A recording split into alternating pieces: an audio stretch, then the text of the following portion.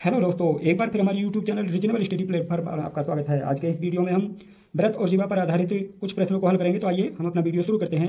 हमारा पहला प्रश्न है, दो जीवाएं ए बी और सी डी आंतरिक रूप से पी पर प्रतिच्छेदित करती हैं यदि सी पी बराबर 3 cm, डी पी बराबर 8 cm, ए पी और बी पी की लंबाइयों का संख्यात्मक मान दोनों प्राकृतिक संख्याएं हैं, तो निम्न में कौन सा विकल्प ए बी की लंबाई नहीं हो सकता।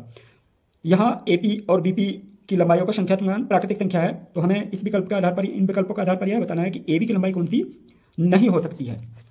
तो जैसा आपको ज्ञात है कि जब दो जीवाएं एक दूसरे को वृत्त के अंदर प्रतिच्छेदित करती हैं तो उन दोनों जीवाओं के भागों का गुणनफल बराबर होता है, आपस में बराबर होता है। अर्थात जो एपी गुणा बीपी, जैसे एपी और बीपी का गुणनफल सीपी गुणा डीपी के बराबर होगा, सीपी गुणा डीपी।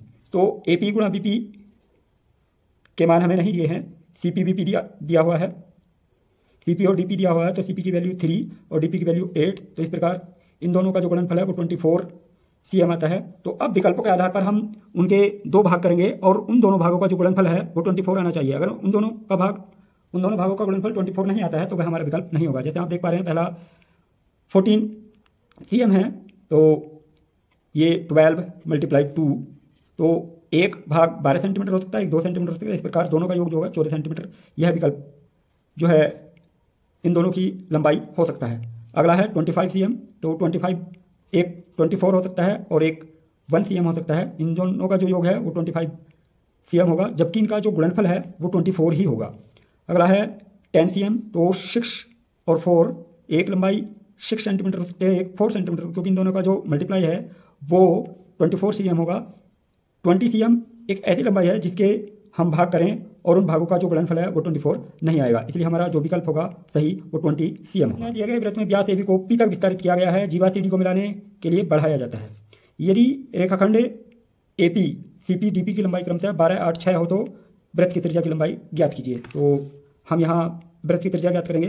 तो जैसा आप देख पा रहे हैं, इसका नियम बताया जा चुका है। दो जीवाएं जब वृत्त के बाहर प्रतिच्छेदित होती हैं तो सीपी गुणा डीपी, सीपी गुणा डीपी इक्वल टू एपी गुणा बीपी, इस प्रकार होगा। अब हम वैल्यू लगा देते हैं।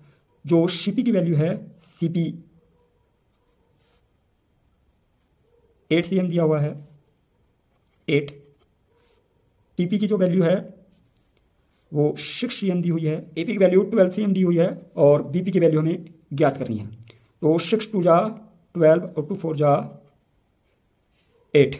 तो जो बीपी की वैल्यू आई वो 4 cm आई है, तो बीपी 4 cm है और जबकि पूरी जो एपी है वो 12 cm है। तो इस प्रकार जो एबी है, व्यास एबी, वो व्यास एबी होगा हमारा AB equal to AP minus BP, 12 - 4 equal to 8 cm।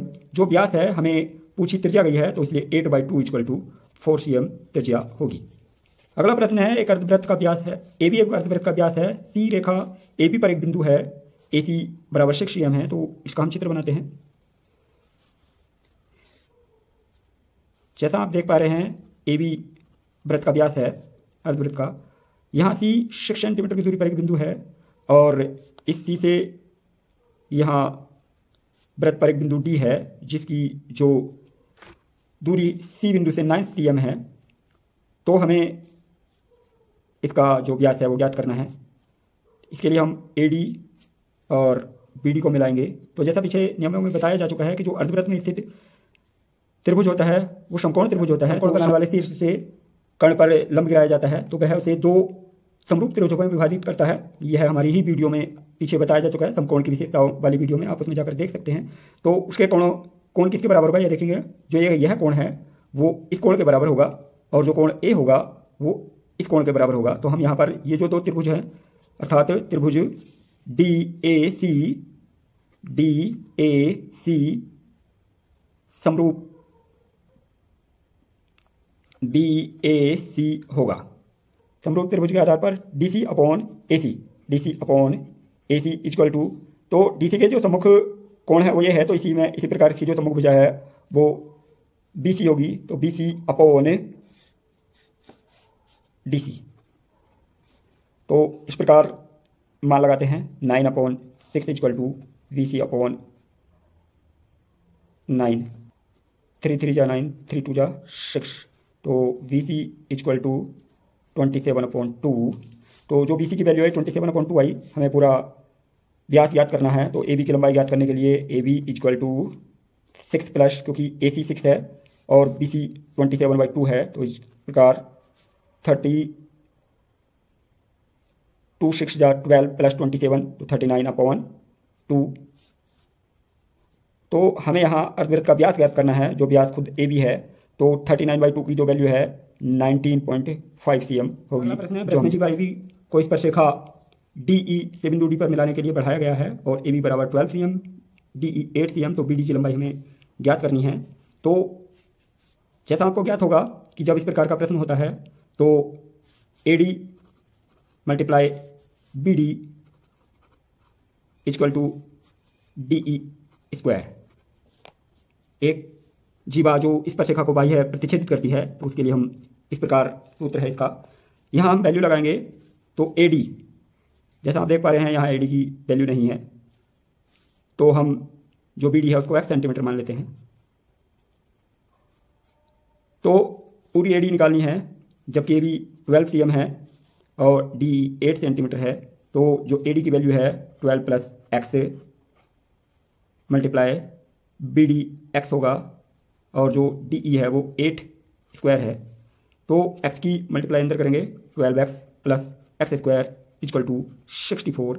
64 को इधर लाएंगे, x square plus 12x minus 64 equal to 0 plus 16 minus 4 common लेंगे, x प्लस 16 इक्वल टू 0।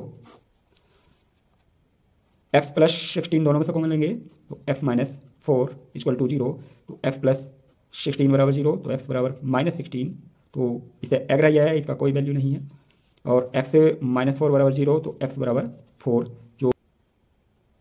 जो हमें BD की वैल्यू ज्ञात करने के लिए कहा गया था वह निकल कर आ गई, जो 4 सेंटीमीटर है। दी गया अगर तुम्हें D बिंदु P पर वृत्त की स्पर्शरेखा है, त्रिभुज ABC का निर्माण इस तरह किया गया है कि A और B दिए गए वृत्त की परिधि पर है और AB बराबर AC के साथ हैं। जैसा आप देख पा रहे हैं AB और AC दोनों बराबर हैं, तो हमें इस स्पर्शरेखा का कोई रोल नहीं है। दोनों कोण बराबर होंगे, क्योंकि जब किसी त्रिभुज में दो भुजाएं बराबर होती है तो उनके जो समकोण हैं वह भी बराबर होते हैं। तो जैसा आप देख पा रहे हैं ABC 65 डिग्री है, तो दूसरा कोण भी 65 डिग्री होगा। हमसे जो कोण पूछा गया BAC पूछा गया BAC, तो 180 minus 65 plus 65 equal to 180 minus 130 equal to 50 degree answer होगा। तो यदि आपको हमारा यह वीडियो पसंद आया हो तो वीडियो को ज़्यादा से ज़्यादा लाइक और शेयर कीजिए तथा इस प्रकार के वीडियो देखने के लिए हमारे YouTube चैनल को सब्सक्राइब कीजिए। धन्यवाद।